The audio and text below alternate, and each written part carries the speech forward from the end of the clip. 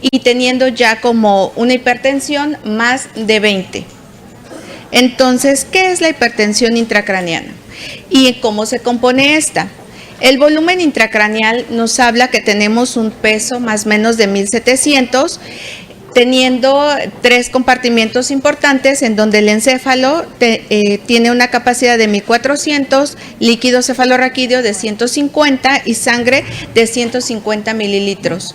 Igual en una relación en donde tenemos esta compensación para tener pues estas grandes variables. Además de esto, se compone que nuestro cerebro, que es la parte más grande e integral, nuestro contenido de volumen arterial, nuestro volumen venoso y lo que es nuestro volumen de líquido cefalorraquídeo van a ser los contenidos que están dentro de ese continente, dentro de la bóveda craneana. Recordando que el hueso pues es algo que no se expande, que está totalmente rígido y que tenemos que tener un equilibrio. Al tener alguna situación en donde esté creciendo alguna masa, alguna tumoración, algún hematoma, algún trauma, va a generar otro contenido más y pues va a quitar ese equilibrio que se tenía en un momento. Entonces, teniendo esto, pues va a restarle espacio a alguno de estos, o por aumento de producción también cuando se da la hidrocefalia, este contenido que teníamos en un inicio de 150 pues se va a ver aumentado y también vamos a tener alguna alteración de estas. Después, ¿qué tenemos? Una vez conociendo todos estos componentes que tenemos dentro de nuestro cerebro, tenemos que estar evaluando una cascada fisiopatológica en donde nos habla que el aumento de la presión intracraneana va a conllevar a una disminución de la presión de perfusión cerebral, disminuyendo ese flujo sanguíneo y generando grados de isquemia o de penumbra. Si bien conocemos las generalidades de la isquemia, conllevan a que ese cerebro empecemos a tener algún tipo de sufrimiento y tener situaciones de acidosis, una vasoparálisis, situaciones de edema, y es un círculo vicioso generando nuevamente aumento de la presión intracraneana. Entonces, esos mecanismos, ¿por qué se van a llevar a cabo? El mayor volumen intracraneal pues se va a dar por el efecto de masa. Va a haber una mayor presión venosa en donde va a conllevar a que pues ese cerebro empecemos a tener sufrimiento, ya sea por una obstrucción en el flujo o la absorción de líquido cefalorraquídeo en aquellos pacientes donde esté cursando con hidrocefalia o situaciones que se haya tapado la válvula ventrículo-peritoneal que ellos ya tengan, o por un aumento de esta a consecuencia de alguna tumoración o de algún trauma y algunos pseudotumores que también se llegan a dar y que estén cursando con alguna lesión y que me estén comprimiendo ya sea algún paso de líquido cefalorraquídeo. Entonces, todo esto va a conllevar a que nuestro cerebro tenga ese aumento de la presión. Entonces decimos que va en relación al volumen, a mayor volumen, mayor aumento de la presión intracraneana, ya sea que estos por algún mecanismo, ya sea de tipo traumatológico, por alguna obstrucción, por algún tumor, por alguna lesión, va a causar un aumento ya sea en el volumen y esto a consecuencia generar un aumento de la presión. ¿Cuál va a ser la etiología de la hipertensión? Podemos generar en una primera instancia el edema, teniendo secundario a una lesión. Me enfoco más a lo que es las situaciones de trauma porque es algo que no se tiene previsto y los pacientes que nosotros en nuestro hospital atendemos generalmente son de trauma, traumatismo craneoencefálico, por herida de arma de fuego, herida de arma blanca, de violencia. Entonces todos aquellos cursan con realmente pues sucesos grandes y no solamente te enfrentas al traumatismo craneoencefálico, sino a un paciente politraumatizado. Y por eso enfoco mucho lo que es el edema, porque generalmente estos ingresan por situaciones no consecutivas, no evolucionadas, sino que es algo realmente agudo. la parálisis vasomotora, en donde se encuentra que pues realmente ya ese flujo se ve paralizado, se ve obstruido, un efecto de masa por el traumatismo. Muchos de ellos nos llegan con todavía circunstancias de esquirlas, balas o algún material que esté dentro del cráneo y pues realmente todo del cerebro. Personas que trabajan en el área industrial tienen encajados varillas, no sé, estos rodillos de las pulidoras, que son situaciones que pues ponen en riesgo la vida de los pacientes.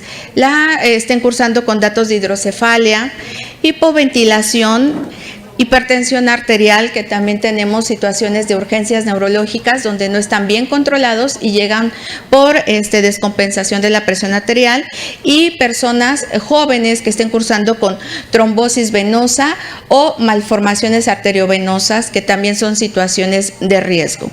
Y pues bueno, yo hablaba en una primera instancia el edema, el efecto de masa que genera una compresión de lo que son los ventrículos, haciendo una desviación de línea media. Realmente, si ustedes observan esta tomografía, esta imagen, está totalmente liso. Nos habla que en nuestra anatomía tenemos surcos, tenemos pliegues, cisuras, y si ustedes observan, realmente esto está totalmente liso.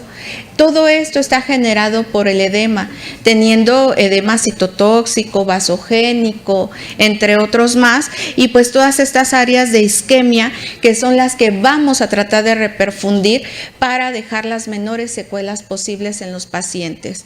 Entonces, teniendo pues por lo menos una tomografía como un método de diagnóstico, como gol estándar para pacientes neurológicos, ya más detallado pues una resonancia magnética, una angioresonancia, otro estudio de imagen ya más específico que pues será para otras circunstancias, pero pues por lo menos en estas áreas críticas, y tener esa facilidad de apertura en donde inmediatamente paciente de trauma ingresa mínimo a una tomografía.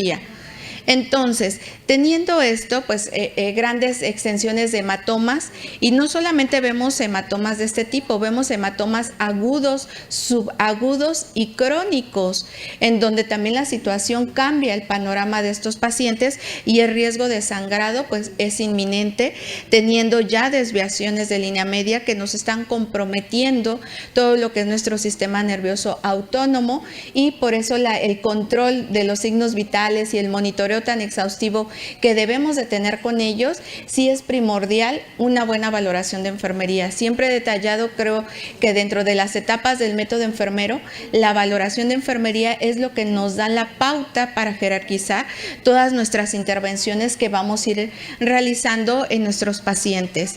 Pues también grandes tumoraciones en donde me están haciendo obstrucción, y si ustedes observan, estos ventrículos están realmente grandes o dilatados.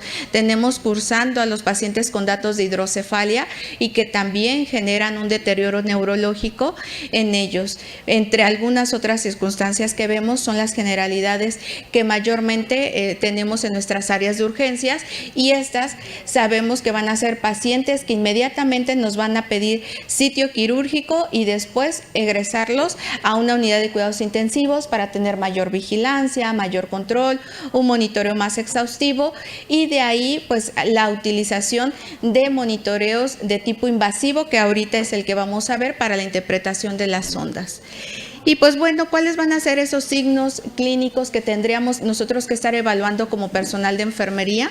La cefalea, esa cefalea que inicia de manera pues súbita, que va progresando, un dolor que ellos mantienen que son los peores de su vida, porque generan una cefalea que realmente los está torciendo de dolor y que quieren que se le quite.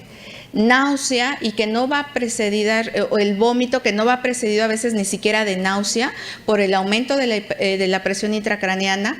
Pacientes que están somnolientos. Ayer en el taller hablábamos del monitoreo del estado de conciencia y la importancia de estar haciendo una buena valoración de escala de Glasgow. El por qué una persona, si tenemos un Glasgow de 13, 14, genera un grado de estupor, y después ya los tenemos hasta en un grado de estupor profundo y nadie se había dado cuenta. Entonces, sí, esa disminución del estado de conciencia nos dice y nos habla mucho. Al final de cuentas, el sistema SARA, que es nuestro sistema reticular activador ascendente, está teniendo un gran compromiso que limita que todas esas neuronas se lleguen a estimular y tenemos estos cambios generales en el estado de conciencia, papiledema y la maurosis. Esa ceguera fugaz que presentan los pacientes también es una focalización no normal de los datos de hipertensión intracraneana. Después hablamos de una triada diagnóstica o por qué nosotros tendríamos que seguir haciendo una valoración en un paciente neurológico de esto. Porque tenemos esa cefalea intensa, el vómito y el edema de papila. Es una triada característica de la hipertensión intracraneana que nosotros tendríamos que estar vigilando. A lo mejor nos pudiéramos complicar con el edema de papila, porque no todos en nuestras áreas tenemos el recurso para estar haciendo esta evaluación, pero sí tenemos una lámpara de exploración pupilar que te permite estar haciendo una valoración de estas. Después, si tuviéramos el oftalmoscopio, es lo que veríamos para estar cursando y estar observando en los pacientes que tienen ya instaurado la hipertensión intracraneana con el edema de papila, nuestra famosa triada de Cushing, que creo que es la que siempre se nos caracteriza y tenemos que monitorizar, que vigilar, que no se presente. Si se presenta, pues bueno, es porque algo nos falló ahí, pero la finalidad es que no se presente. Y si algo estamos notando mal, pues avisar inmediatamente a nuestros médicos, sí decirles, ¿sabe qué, doc? Yo veo que está disminuyendo Glasgow, su estado de conciencia lo veo cada vez más disminuido, para evitar que lleguemos a esta triada de Cushing, en donde nos habla que tenemos datos de hipertensión, bradicardia y alteración del patrón respiratorio. Ya que una persona esté cursando con esto, sí, de verdad, alértense, porque ya si no pasa quirófano, algo va a pasar con su paciente y no va a ser tan favorable ni para la vida ni para la función. Por eso ahí es donde vemos que la actuación de enfermería a la cabecera de los pacientes, al lado de los pacientes, ese monitoreo continuo, que no nos tienen que estar diciendo, ve y vele las pupilas, monitoriza, coloca puntas de oxígeno. Si ya sabemos la patología o esa fisiopatología de la hipertensión intracraneana, creo que todos preveríamos en los pacientes un monitoreo sin necesidad de una indicación, porque es cuando vemos que los pacientes empiezan a deteriorar y surgen datos pues realmente dañinos. Entonces, ¿cómo podemos hacer ese diagnóstico clínico? Uno pues va a ser la monitorización, y hablábamos de la monitorización clínica, que es lo más importante. Enfermería tiene que desarrollar un monitoreo clínico exhaustivo para que realmente evite que los pacientes se lleguen a complicar, avisando y evaluando constantemente el Glasgow. Sí, a la hora que llega, pero después a la siguiente hora y después a la siguiente hora, porque al final pues si ya ingresó, ya lo evalué y ya me olvido de él porque pues traía un Glasgow de 15, de 14 y no hice tanto caso, porque al final pues todavía no tengo la tomografía, no sé qué tan extenso sea el daño. Como no veo sangre evidente afuera, pues lo dejo un poquito de lado, ¿no? Nos urgencian más los que sí vemos sangre y vemos heridas o sitios de contusiones, son creo que los que más nos alertan o nos alarman, pero aquellos que tenemos por dentro, creo que de repente nos quitamos un poquito de lado y decimos, bueno, si llego con un Glasgow de 15, no sigo evaluando o reevaluando esa escala de Glasgow, las pupilas, y es ahí donde los pacientes se deterioran. Aunque la persona esté cursando con una TAC normal, también podemos tener algunos factores de riesgo. Personas mayores de 40 años que tengan una presión arterial sistólica menor a 90 milímetros de mercurio. Y ayer hablábamos de una situación muy especial en donde los pacientes pues ingresan a urgencias e inmediatamente nosotros hacemos la elevación de la cabeza, porque pues dice que es un paciente neurológico que pues se cayó, le dieron un batazo y pues viene porque le duele la cabeza. Entonces yo les decía, sí es correcto elevar la cabecera 30, 40 grados, pero primero tendríamos que haber tomado la presión para tener una característica en donde sí nos enfatiza un paciente con presión arterial sistólica menor a 90 en el ingreso. Realmente es alto grado de morbimortalidad y de mayor complicación. Entonces, en ellos sí, por favor, contraindicado la elevación de la cabeza, porque es un mecanismo de compensación. Tú le subes la cabecera y pues realmente lo estás depletando o le estás generando mayor grados de isquemia. Y datos patológicos o posturas anormales, como sería la descerebración y decorticación. Esos datos patológicos que te sugieren que algo está ahí mal, una postura que no debería de ser y que tú al momento de hacer la evaluación de tu escala de Daniels para evaluar fuerza nada más, y dices, esta rigidez que tiene, algo me está indicando. Otros métodos de medición para la presión intracraneana. Tenemos pues la presión intrarraquídea pues a través de una punción lumbar. Ayer hablábamos de una técnica diagnóstica que es recurrente en nuestros pacientes y que nosotros asistimos y les ayudamos a su toma de sus cultivos, y también estar haciendo la evaluación. Muchos de ellos nos piden un PVCímetro para estar midiendo esa presión de apertura durante la punción lumbar. Pues tenemos directamente la medición a través de la presión intraventricular. Hablábamos de sensores de fibra óptica, tenemos infinidad de sensores. También la vigilancia por medio de medición de presión subaracnoidea, de la presión epidural, presión intraparenquimatosa y la presión transfontanelar. Entonces son diferentes sistemas de monitoreo. El que nosotros utilizamos más es el intraventricular, porque nos permite no solamente hacer la medición, sino también en ese momento estar haciendo la evacuación del líquido cefalorraquídeo y para tener un mecanismo de control y tratamiento. Entonces, tenemos un poco de referencias bibliográficas de cuáles son los valores normales de la presión intracraneana. Nos habla de recién nacido de 0.7 a 1.5 milímetros de mercurio. Acá tenemos los otros valores referentes a agua. Lactantes de 1.5 a 6 milímetros de mercurio. En los niños de 3 a 10 milímetros de mercurio. Y en el adulto va de 10 a 15 más menos 5. Unos nos hablan de 5 a 15, pero ya más de 20 ya se considera hipertensión intracraneana como tal.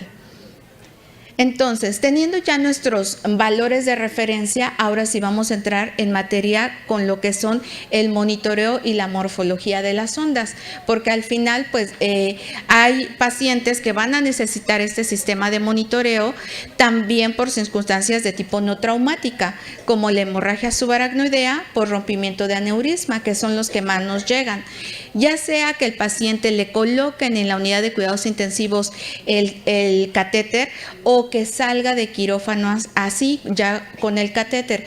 En algunas circunstancias, por la cantidad de pacientes que existen en nuestros hospitales, baja el neurocirujano y lo coloca en la unidad de cuidados intensivos, pero si hay espacio quirúrgico y hay el lugar, se prefiere que esté pues con vigilancia quirúrgica y del anestesiólogo, aunque también acá en la UCIN también va el de anestesio y va el cuerpo de neurocirujanos, y nos sugieren que siempre sea el más experto en la colocación del catéter. No va a bajar cualquier residente, o sea, tiene que bajar realmente el experto a hacer la colocación. Entonces, hablamos dentro de esta morfología de las ondas. Tenemos una onda A o unas ondas de meseta. También ustedes las pueden llegar a conocer como ondas plateau, en donde nos marca que tenemos ya un aumento de la presión intracraneana entre 50 y 60 milímetros de mercurio. Realmente tener ya una presión de este tamaño es fatal para la vida y para la función. por un incremento brusco en el volumen sanguíneo cerebral, las ondas B, en donde nos marca una presión intracraneana entre 20 y 50 por cambios de la presión volumen, ya sea por una alteración arteriovenosa, aneurisma, un hematoma gigante. Onda C con presión intracraneana máxima de 20 milímetros de mercurio, y también va a tener algunas repercusiones en esas variaciones de la respiración y aumentos de la presión arterial. Ayer hablábamos de qué consideraciones también nosotras mismas llegamos a generar aumentos de la presión intracraneana, y decíamos que la aspiración de secreciones, el dolor, el que la persona no esté bien acoplada al ventilador y esté luchando, también va a generar aumento de la presión. Entonces, esas ondas son ondas rápidas de 2 a 4 milímetros de mercurio, que va a ser un reflejo de la respuesta en el espacio intracraneal hacia la entrada del volumen sanguíneo. Van a ser también, o podemos tener ondas lentas y amplias generadas por variaciones en el ciclo respiratorio, y tenemos para esto, o se catalogan como P1, en donde van a ser de origen arterial, que está directamente correlacionada con los plexos coroideos, generando que en los plexos coroideos se produce líquido cefalorraquídeo. P2 y P3, que van a ser de origen venoso, y aquí también nos habla que estas serían las que tenemos mayor correlación con la presión arterial, y van a ser los mecanismos que controlan la presión intracraneana y mantienen en situaciones de equilibrio todas estas. Entonces, tanto la presión arterial juega un valor importante para el manejo de la presión intracraneana. Entonces, ese monitoreo nos va a mejorar la supervivencia y la calidad de vida al egreso hospitalario, recordando que es de alto costo. Entonces, no a todos los pacientes se les va a colocar un sensor de este tipo, también por el costo que tiene. Si pudiéramos tener un mecanismo de monitoreo de supervivencia, pero también tenemos todos los factores asociados al riesgo de la colocación. Tenemos que identificar y prevenir esos factores de lesión secundaria. Hablábamos de la isquemia, la lesión axonal difusa, y estar manteniendo presiones de perfusión cerebral arriba de 70 milímetros de mercurio, manteniendo pues como un valor en rango límite o menor a 20 milímetros de mercurio, para garantizar que por lo menos ese mecanismo de trauma o mecanismo lesional por lo menos no lo veamos tan evidente después en las secuelas, porque realmente es ahí donde nos impacta. Tenemos la morfología de las ondas, y hablábamos de la P1, P2, que realmente está correlacionada con el valor de la presión arterial, y ya para esto pues tenemos a los pacientes no solamente con un control hemodinámico, sino también de farmacovigilancia, en donde estamos tratando de controlar la presión arterial para mantener esa presión de perfusión cerebral, y mediante ese monitoreo vamos a ver patrones oscilantes. Y a este tipo de ondas se les llaman ondas de Ljungberg, y van a ser o se van a adaptar a la complianza cerebral. Si tenemos una disminución de la presión arterial, también va a cambiar esa morfología de la onda. Y si tú observas pacientes hipertensos, también va a cambiar ese patrón. La curva de la presión volumen, aquí nos habla de la detección precoz de la hipertensión intracraneana, en donde me va a permitir adelantar un tratamiento antes del deterioro neurológico, ya sea con soluciones hipertónicas o con soluciones de cloruro de sodio al 17.7%, que ahorita es lo que estamos manejando para el edema cerebral en nuestra unidad de cuidados intensivos, pero muchos de ellos ya desde urgencias están manejando el uso del manitol.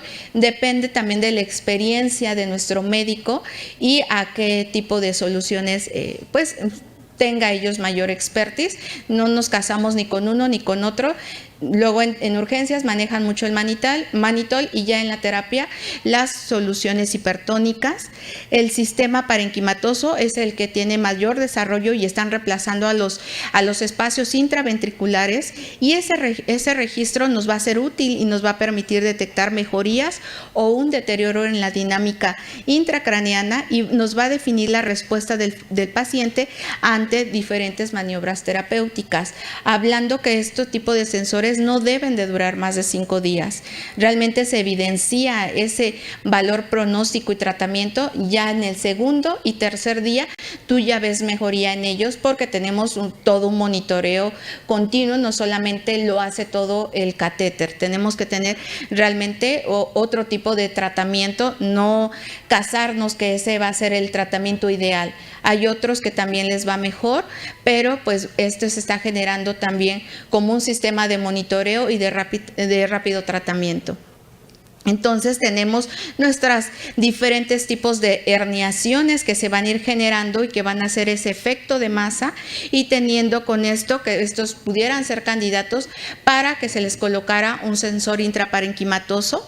Y nuestras metas a alcanzar, siempre les hablamos, bueno, sí tenemos el sensor, tenemos los monitores, tenemos catéter de bulbo de la yugular, entre otras circunstancias que estamos monitorizando, pero sí tenemos que tener otras consideraciones como el control de la temperatura. Hablábamos ayer de una intervención tan fácil y tan sencilla que es pues mantener un buen control de la temperatura de los pacientes. Si conocemos que hay distermias por ese daño hipotalámico, al final pues esa hipertensión intracraneana nos está generando una compresión o una lesión en el hipotálamo, y tenemos esos picos no inesperados de temperatura, así como pueden ser arriba, pueden ser abajo, que no son de origen bacteriano o infeccioso. Entonces sí tenemos que tener ese cuidado de mantener la temperatura a rangos normales, menor de 36, porque también está sufriendo ese cerebro. Mantener la volemia,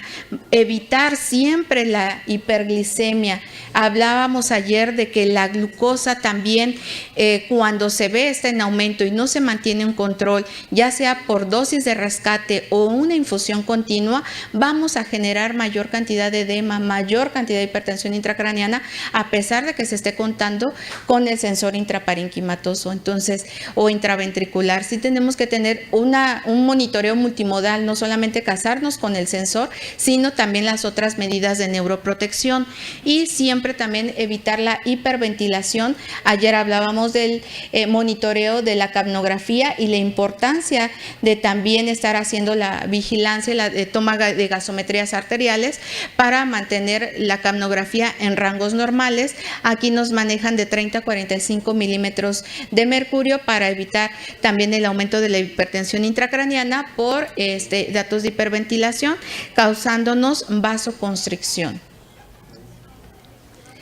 La hipotermia, pues sí, también nosotros generamos, no en todos se les coloca manta térmica, en algunos sí consideramos el uso de la manta desde un inicio por la gravedad de los pacientes. Ustedes ya verán a ratito los beneficios de este tipo de terapia.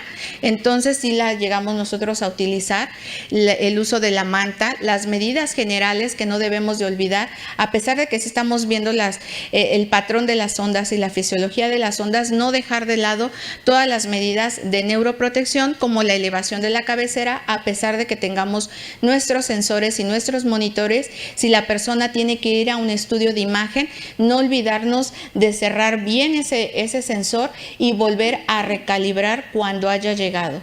Y pues sí, estar vigilando al personal de camillería para evitar que ese se llegue a desplazar o a salir o quede pinzado por ahí con algún barandal de la cama. Entonces realmente nosotros somos quienes estamos cuidando todos nuestros sensores, nuestros drenajes, por el cuidado, y sabemos la importancia que tiene. Estar viendo la sedación. Si ahora estamos haciendo un control y monitoreo más exhaustivo de lo que es la sedación, y nos habla de tener una sedación ligera, ya no llevar a ese coma barbitúrico que en unos inicios sí manejábamos. Teníamos pacientes realmente sobresedados, ahora ya no. Ya con los nuevos sensores de BIS se mantiene o se evita que el paciente se sobresede, y la sedación profunda realmente se va a ver en pocos pacientes. Si realmente las características o los criterios lo ameritan, se llevará este tipo de sedación, si no, realmente se evita. La evacuación de drenaje de líquido cefalorraquídeo aunado al sensor intraparenquimatoso va a ser como nuestra terapia también. Sí tenemos el monitoreo, pero además se está haciendo la evaluación del líquido cefalorraquídeo, cuánto es lo que nos está drenando, evitar que sean más de 20-25 mililitros por hora, porque también se nos llegan a depletar los pacientes por la evacuación tan exacerbada de esto, y evitar que ese sensor y el transductor siempre queden a nivel de pabellón auricular, teniendo nuestro sitio de referencia. Y pues bueno, algunos usos de diuréticos también para el manejo de la hipertensión intracraneana. Y pues siempre nos va a decir el tratamiento, pues hay que irlo a lo específico, eliminar el agente responsable. Si es pues un tumor, pues hacer la exéresis de la tumoración, el drenaje de los abscesos, la evacuación del hematoma, el tratamiento del edema cerebral y, si es necesario, la colocación de una válvula ventrículo-peritoneal para la disminución de esto. Pero pues ya se atiende en específico cuál es el agente causal que nos está teniendo esa hipertensión intracraneana. Y bueno, como conclusión nos dice, hay que evitar las H's, esa hipertensión, también la hiperventilación. Tenemos de repente soluciones mal calculadas, y también esa hipervolemia también nos puede llegar a generar alguna otra complicación en nuestros pacientes. Realmente el monitoreo de estas circunstancias sí tiene que ser más vigilada, más cautelosa, aunque les digo, a pesar de que tenemos los sensores y estos catéteres, son de alto costo y los ocupamos realmente con personas que cumplen con criterios para mantener estos. Si no, nos vamos por otras líneas de tratamiento por el costo que tienen. Y pues bueno, hay realmente mucha evidencia ya en la bibliografía con el uso de estos sensores, y pues bueno, realmente también tener las otras opciones de monitoreo multiparamétrico con con otros sistemas de monitoreo de presión intracraneana, y pues evitar realmente esa lesión secundaria que te genera las situaciones de lesión primaria. Y hay que escuchar también a los paramédicos cuando llegan en las salas de urgencias. Hay que ver la cinemática del trauma y evitar decir, bueno, como no veo sangre, no veo esto, no lo vigilo, no lo monitorizo. Entonces sí hay que aterrizar a cuál fue el mecanismo primario de la lesión. Y pues realmente el monitoreo de la presión intracraneana es una herramienta útil para el grupo multidisciplinario, permitiendo realizar ajustes terapéuticos, detección temprana de lesiones intracraneales, la evacuación de líquido cefalorraquídeo y determinar el pronóstico de pacientes. Y el que se lleva el gol estándar para nosotros es el traumatismo cráneoencefálico de tipo severo, con riesgo relativamente bajo de complicaciones, porque también hay situaciones en donde la persona, por más que tú le pongas ese sensor, va a tener muy mal pronóstico. Entonces hay que saber evaluar también a quién se lo van a colocar. Y pues bueno, creo que por mi parte sería todo.